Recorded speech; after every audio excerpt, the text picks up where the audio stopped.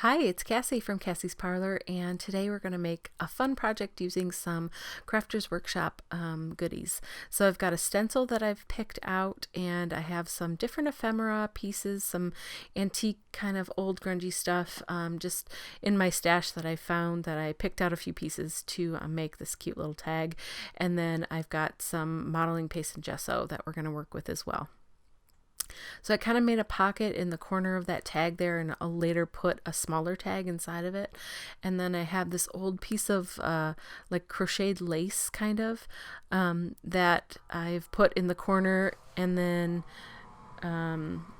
just some different elements. I've got tissue paper and a pattern and tickets and different stuff like that.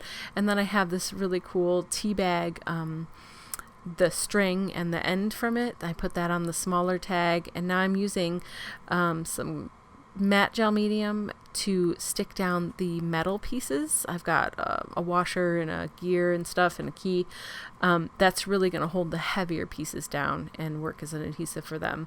And then I'm just covering everything with clear gesso so that I can put some pigment over the top of it later on when it dries. So now I have Grecian Gold modeling paste, which is completely gorgeous. You need to try some. And running it through this stencil. I like this stencil because it has a few different shapes and images on it all in one, so that's kind of nice. And it's kind of grungy and just really fun to use. So, and it has butterflies, so who doesn't love that?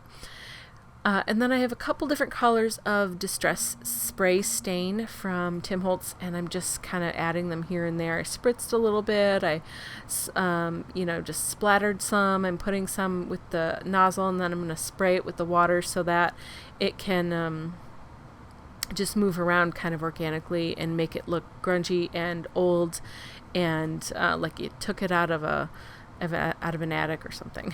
So then I just want to put a couple of stamp marks. I like to do the marking with those sometimes, just adds a little bit of extra texture, and I like that black contrast. And I ended up going around the edge of both of the tags at the end with that black contrast from that ink. And then I'm using clear gesso to put on the back of my sentiment to put on that smaller tag, and then that smaller tag is just going to live in the pocket of the bigger tag. And that is my final project. I really, really love how the Grecian Gold shines. Look at it up close there. So pretty, and love how all of this came together.